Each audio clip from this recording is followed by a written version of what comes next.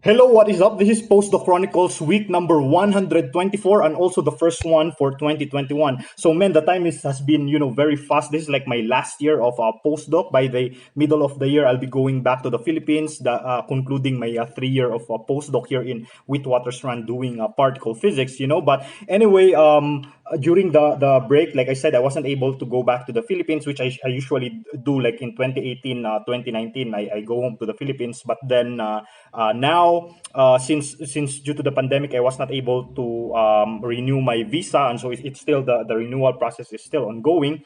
And so yeah, I was not able to go home. Basically, I spent my Christmas and my New Year here. The first time that I was away for my family for 31 years. Yeah, because I'm 32 years old basically. But yeah, during the Christmas break and New Year, I read a lot. I played lots of video game and then lots of reading. I finished the Don Shard novella. I was about to start the latest Rhythm of War from the Stormlight Archive, but then when I read that the book 5 will be coming out in 2023, and since it's like a monster of an epic fantasy, I decided, to not read the Rhythm of Wars first. First, I'm gonna read it when the book 5 is almost upcoming, and instead I went back and reread Wheel of Time. So Wheel of Time, I read it years ago, but I stopped in book 5. I think, yeah, that's where I stopped because I was my attention was taken by a worm, which is another insane web serial science fiction, superhero epic. And so I read that instead, and then eventually I discovered Brandon Sanderson and so on. And so I was not able to read. I was not able to, what do you call this, continue reading Wheel of Time. So I read it again, and then what I'm doing is I'm reading back from book 1, The Eye of the World. And yeah, so reading back, I can still recall the major events, but there are a lot of like subtleties that, like, on the second reading at least of a book 1, that I'm currently discovering. And I think it's also because, by this point on, because during when I was reading Wheel of Time initially, that was like one of the first fantasies that I dove. Usually I'm reading a science fiction. The first fantasy series that I read was by the Broken Earth by N.K. Jemisin. But then yeah, I dove into that was like my first introduction to fantasy, and then I dove right into the epic that is A Wheel of Time. And then I noticed, yeah, when now that I'm more well versed to fantasies, I'm discovering a lot of subtleties more and more when rereading Wheel of Time. Okay, but also I won't be featuring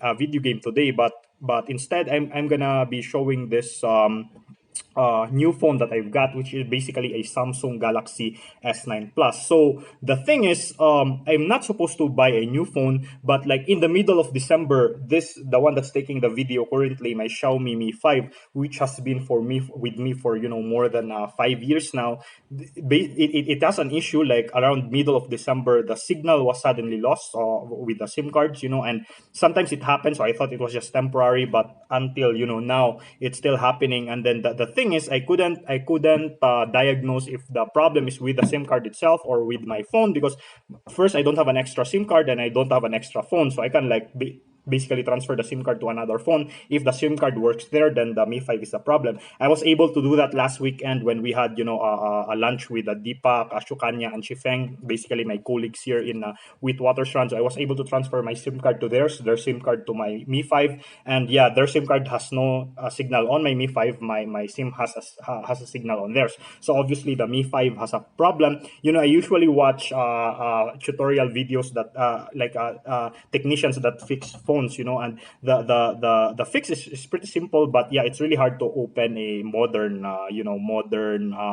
smartphones if you don't have the equipment for it. And yeah, I was not able to look for a place that fixes a cell phone, because the hard thing is, when I use the Uber, and obviously I can't do it without my SIM card. I can still do it, if I have a Wi-Fi connection. But then if I'm somewhere else, I couldn't guarantee that there's a Wi-Fi there, so it will be a hassle. It will be problematic to go back. So instead, I hunted for a second hand, and I found this, S9 Plus.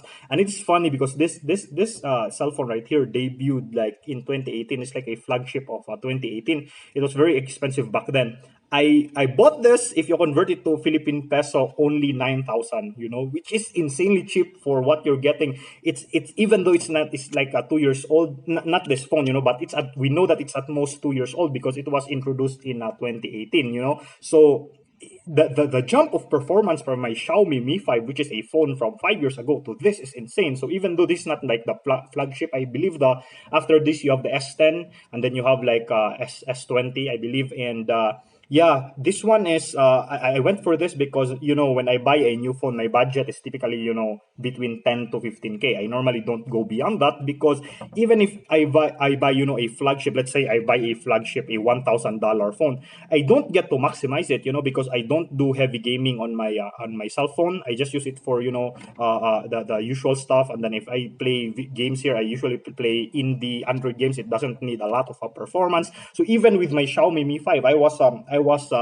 contented, and in fact, even if it could, if it was not if it did not give up on me like last December, I would still use it, for the next 5 years or so. But unfortunately, yeah, the signal is destroyed now. So this will be the last video that I'll be taking with the Xiaomi Mi 5. The next Postdoc Chronicles will be jumping to the Samsung Galaxy S9. So expect a huge bump in video quality. But yeah, one of the awesome features of S9 is you can connect a Type C directly to a HDMI. I tried it, and you have like a full desktop like experience. You connect a Bluetooth mouse, Bluetooth keyboard, which I also have, and yeah, it's really insane. So again, I don't play high end games here because I don't really like the touchscreen controls. I prefer playing on my Nintendo Switch and other retro handhelds, and I don't, of course, usually emulate because I prefer playing them on the actual thing. With handhelds with a dedicated buttons. But yeah, I'm really so happy with this. But anyway, going to the postdoc. So during the Christmas break, we were still in communication with Jong, Roberto, and Christoph, my colleagues in the MUED paper, and basically we were trying to our best, to submit it right before the Christmas break. Unfortunately, we were not able to do it. There were a lot of stuff that we still need to, Roberto still has to scan, so we're not able to do it. But then we told ourselves, it's fine because usually people don't read the articles in archive during the Christmas break. People don't upload new results there. We basically ate our words because early January we discovered that in December 30 of 2020 there were these people from India, Indian physicists that also published a preliminary result in archive on MUED, and some of their scans are intersect with ours. So basically, some of their results are similar to what we're doing. But the thing is, so the issue is that we discovered that there are claims in their paper that are not entirely similar to ours. Like in the parameter space where we intersect, our results that do not agree with theirs. All right, and so it's really weird now. We're doing a lot of like review to make sure ours is right, because basically when we put that paper in archive, we're basically saying that we have a different result from a prior result from December 30, 2020, which is gonna be, if we submit those papers, there's gonna be a contentious with a referee, like how why is this different. So we're looking at it. But yeah, we are convinced, like Christoph, Jong, like at least right now currently we are convinced that what we have is the correct one. The result from the Indians, it's very strong.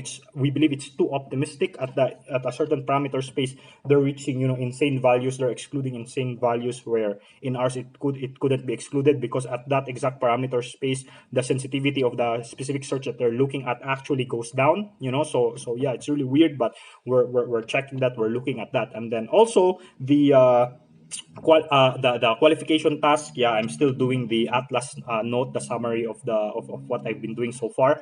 And then the PMSSM, the phenomenological minimal supersymmetric standard model scan in the atlas is I was now able to solve the problem where the Chargino, I think it's one of my last postdoc chronicles from last year, the Chargino is not decaying properly. So the problem was, when the Chargino is seen by Pythia, it comes out as a stable particle, even though it should decay into like some standard model particles and the neutralino.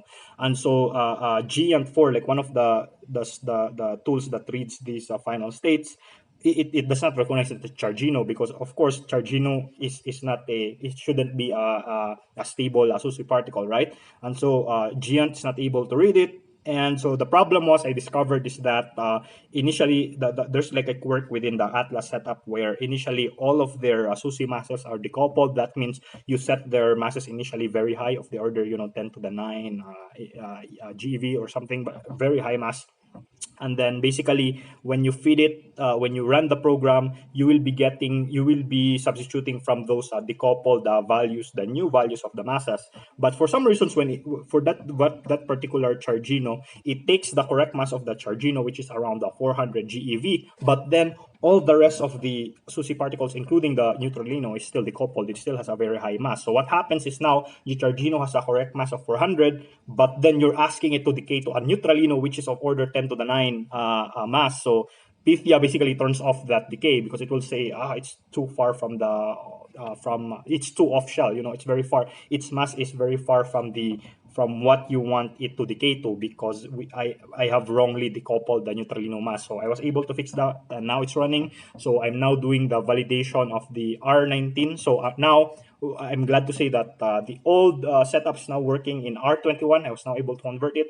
The next step would be to validate R19 root files with the R21, and then if the plots they look fine, if they look similar, then we proceed into generating a huge amount of samples. But anyway, guys, I'm still cooking nilagang baka, but this has been Postdoc Chronicles week number 124. I'll see you next time on my Samsung Galaxy S9 Plus, and thank you so much for watching. Bye bye.